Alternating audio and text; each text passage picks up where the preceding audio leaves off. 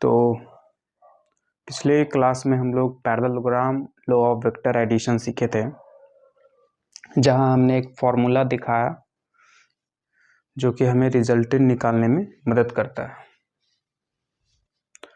पिछली क्लास में हम आपको पैरेललोग्राम बनाकर दो तरीके से आप रिजल्टेंट निकाल सकते हो। एक तो अगर आपको जो एरो दिया हुआ है, वेक्टर क्वांटिटी जो एरो दिया हुआ है, अगर उसका स्केलिंग एक्यूरेटली किया गया है तब तो आप तुरंत स्केल यूज करिए, रिजल्टेंट निकाल दीजिए। और अगर एक्यूरेटली नहीं दिया हुआ है, ग्राफिकली आपको क्वेश्चन नहीं दिया हुआ है, वैल्यू सिर्फ दिया है कि एक वेक्टर है इतना, उसका वैल्यू है इस डायरेक्शन में है, एक दूसरा वेक्टर है ये है, स्केलिंग नहीं है, तब आप फिर फॉर्मूला यूज करिए। ठीक है। ट्रायंगल लॉ में भी वैसा ही कुछ है। जैसे आपको दो तरीके से क्वेश्चन पूछ सकता है, ग्राफिकली पूछ सकता है, एक वैल्यू देकर पूछ सकता है। जैसे ग्राफिकली में क्या होगा कि ऐसे दे देगा एक वेक्टर और एक दूसरा वेक्टर दे देगा इस तरीके से। ठीक है, ए वेक्टर, बी वेक्टर, इसका कुछ वैल्यू दे देगा। ठीक है,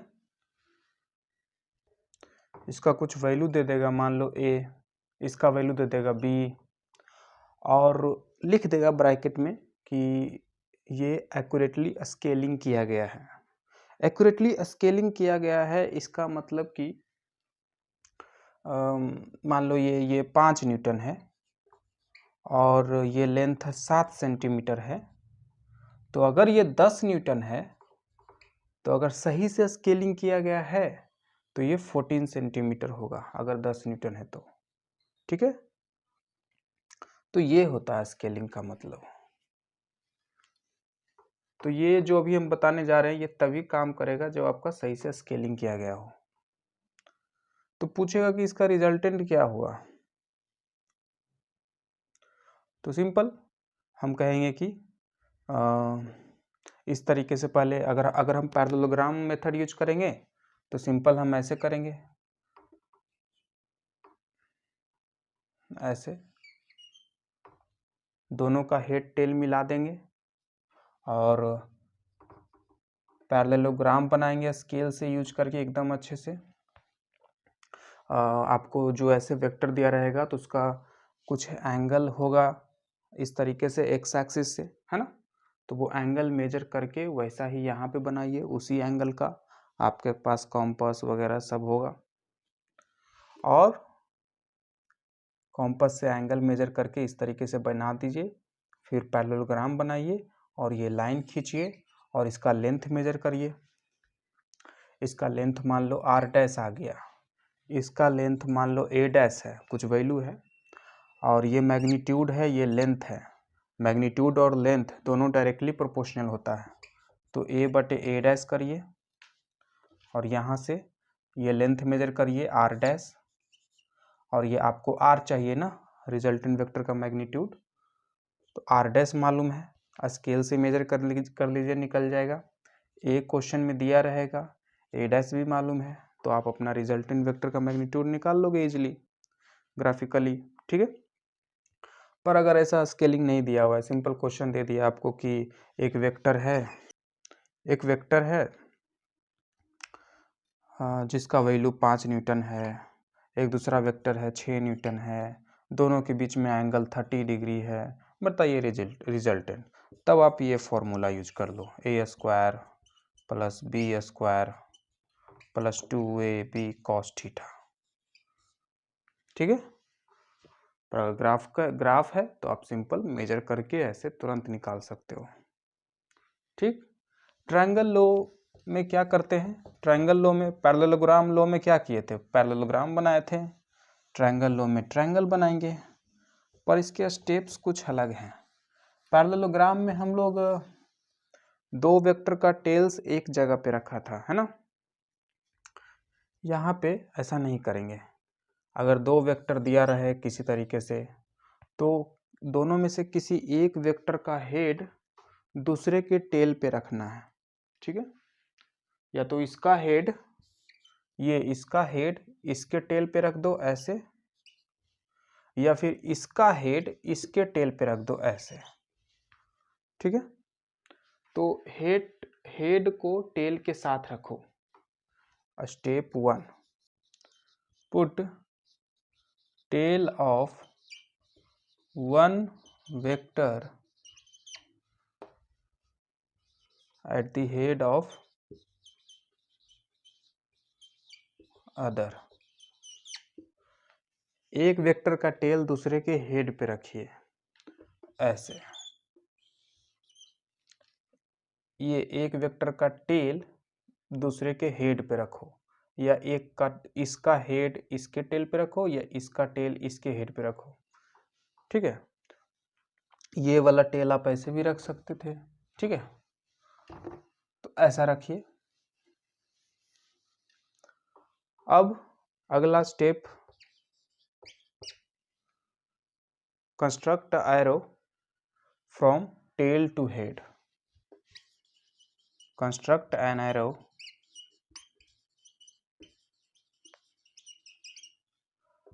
फ्रॉम टेल टू हेड। ये है आपका रिजल्टेंट, ठीक है। ये ए वेक्टर है, ये बी वेक्टर है, तो ये आर वेक्टर है, which is A vector plus B vector. अब स्केलिंग फैक्टर यूज करके, स्केल यूज करके आप निकाल लो, अगर एक्यूरेटली सब स्केलिंग फैक्टर सब अच्छे से किया हुआ है तो। अगर नहीं किया हुआ है तो इसमें क्या करेंगे, फिर वही जो इसमें भी हम लोग वैसे ही कंस्ट्रक्शन कर सकते हैं, ऐसा राइट एंगल ट्रायंगल बना सकते हैं, और वही सब चीज़ जो पहले किए थे सब करेंगे, तो हमें ये फॉर्मूला आएगा।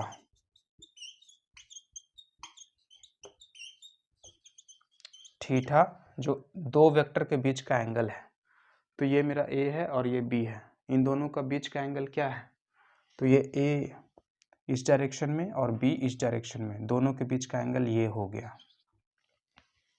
है ना।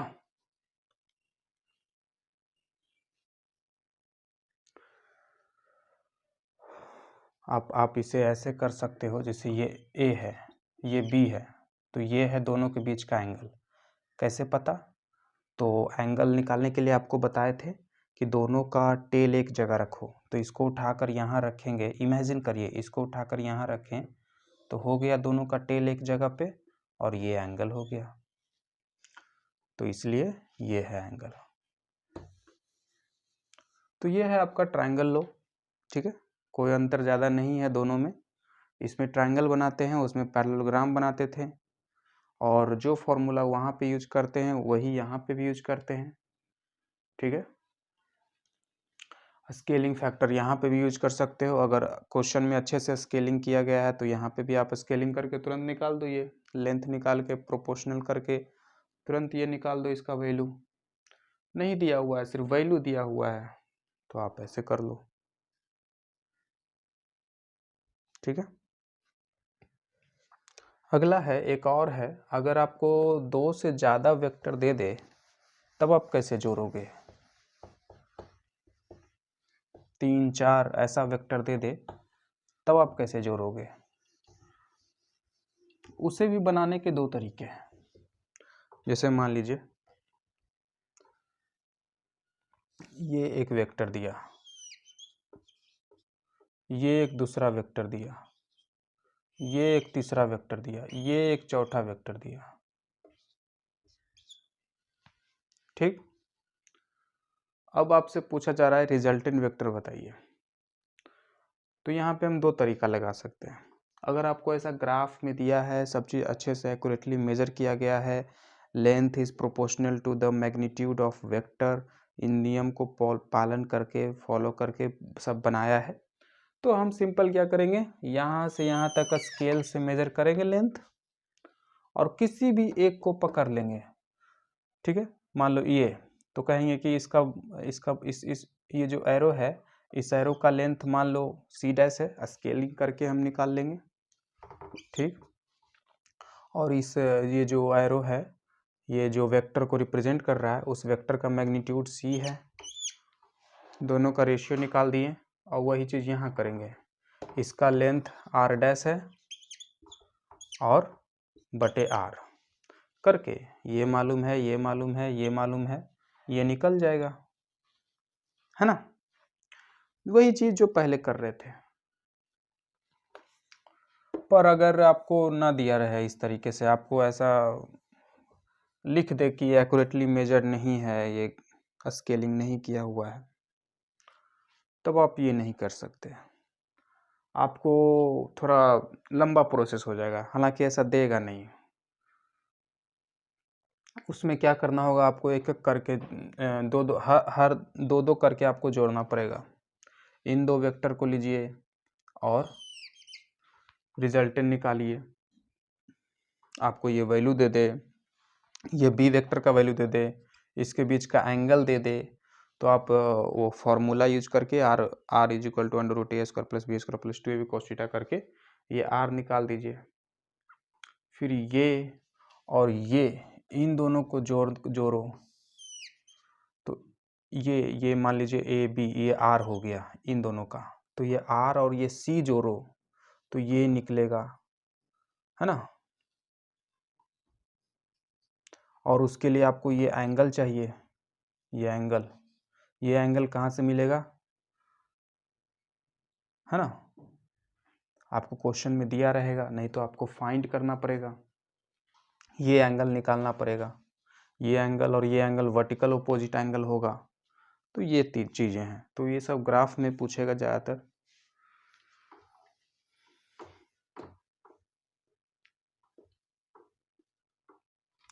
ठीक है, तो यहाँ पे हम लोग का ये टॉपिक ख़त्म हो गया। वेक्टर लॉ ऑफ एडिशन हम लोग अच्छे से समझ लिए हैं। अब इसके आगे के लेक्चर में हम लोग कुछ क्वेश्चन इस पे देखेंगे।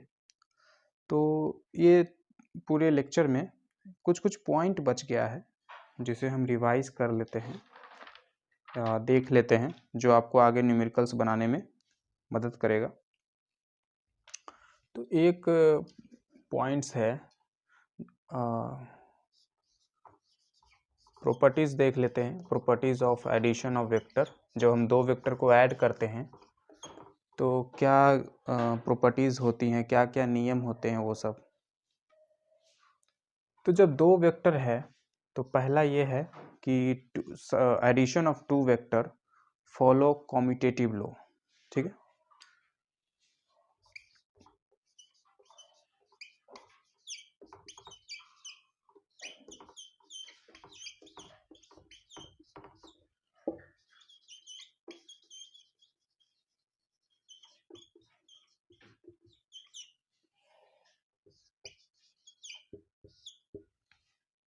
तो ये वेक्टर है, एक ये वेक्टर है, ये a है और ये b है।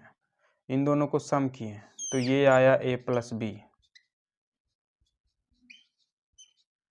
अगर आप जैसे कैसे 5 प्लस 4 या 4 प्लस 5 बात एक ही है ना।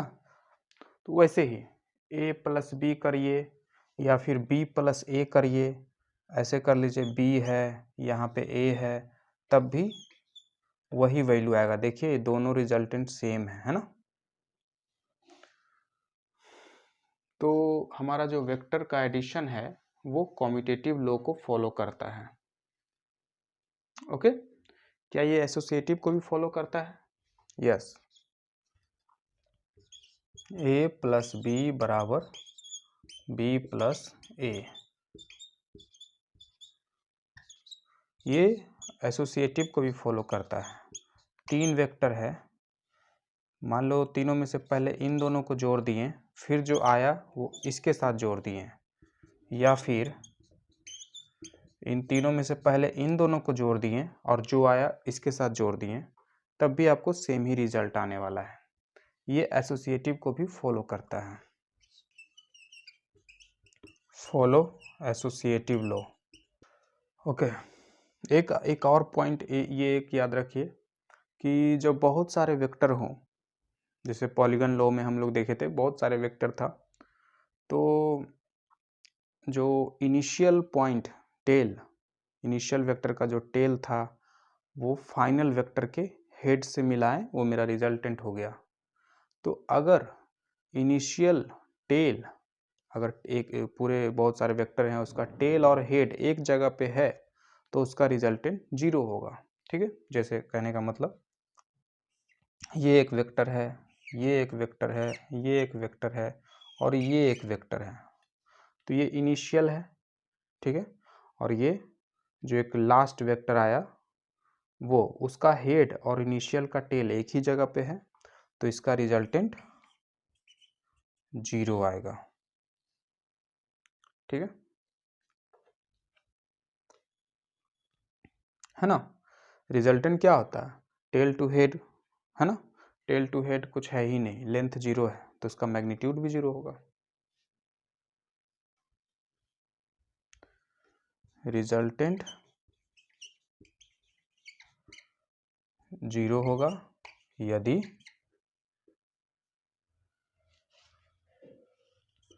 Tell and head are at the same point।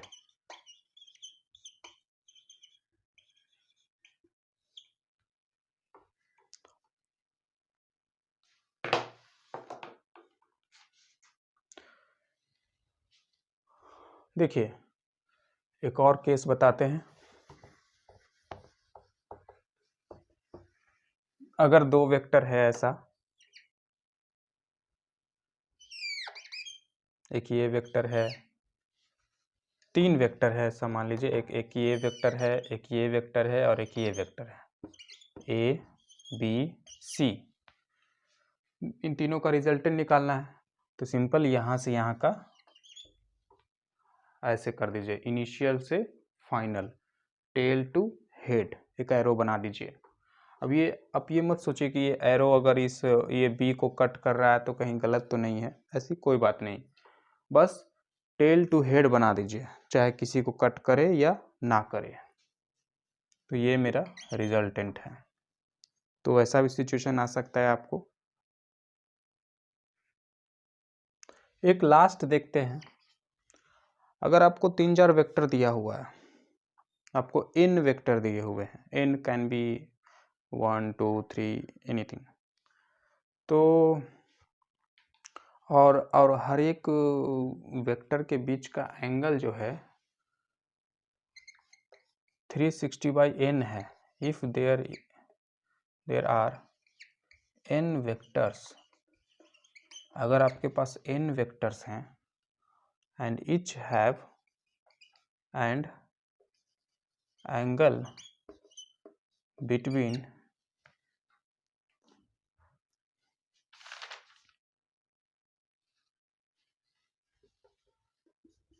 To successive vector is कितना 360/n। अगर आपके पास n वेक्टर हैं और हर अगले दो वेक्टर के बीच का एंगल इतना है 360 डिग्री बाई n, तब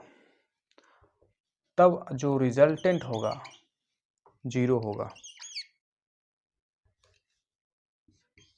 रिजल्टेंट वेक्टर का मैग्नीट्यूड 0 होगा। ऐसा इसलिए क्योंकि जब ये कंडीशन होगा, n वेक्टर होगा और हर दो वेक्टर के बीच का एंगल ये होगा, तो जब आप बनाओगे, जब उसका आप शेप ज्योमेट्री देखोगे तो आपको पता चलेगा कि उसका इनिशियल और फाइनल एक ही स्थान पे है। जैसे देखिए ये हम एक 4 वेक्टर लेते हैं,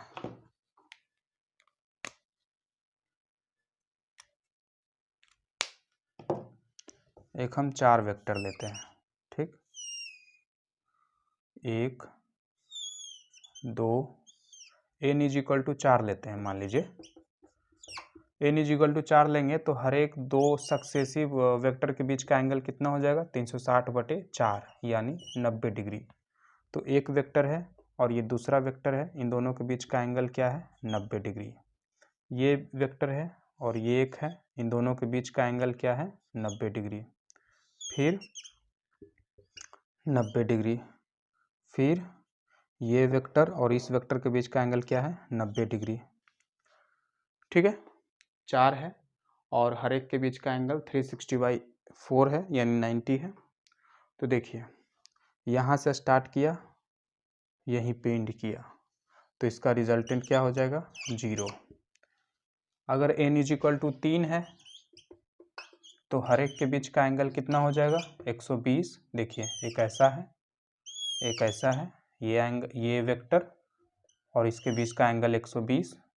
फिर एक ऐसा होगा, ये एक वेक्टर है और ये वेक्टर के बीच का एंगल 120। और ये देखिए ये ऐसा है और ये दूसरा वेक्टर के बीच का एंगल 120। हर एडजेसेंट वेक्टर, हर दो वेक्टर के बीच का एंगल 120। तो देखिए जहाँ से शुरू किया वहीं पे ख़त्म किया, इसका भी रिजल्टेंट 0 होगा। तो ये चीज़ें हैं, आप यहाँ से ये समझ सकते हो। और हाँ, ये जो सभी वेक्टर हैं इक्वल होना चाहिए। तो यहाँ पे हम एक लाइन लगा देते, एक पॉइंट मेंशन कर देते हैं।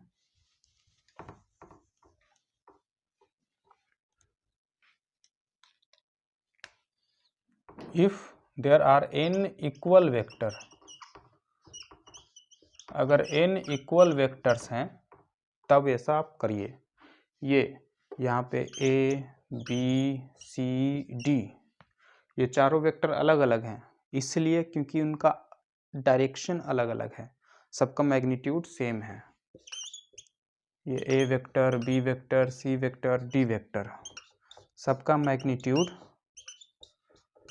सेम है। तो तब ऐसा आप कर सकते हो। ठीक है, तो आज के इस लेक्चर में इतना ही। नेक्स्ट लेक्चर में हम लोग सिर्फ क्वेश्चन करेंगे। ठीक है, उसके बाद हम लोग सब्ट्रैक्शन ऑफ वेक्टर पढ़ेंगे उसके बाद के लेक्चर में। ठीक है, फिर उसके बाद हम लोग मल्टीप्लिकेशन ऑफ वेक्टर पढ़ेंगे, फिर हम लोग का चैप्टर ख़त्म हो जाएगा ये वेक्टर। ठीक है, जो भी समय लगेगा आपको क्वेश्चन बनाने में। ठीक है।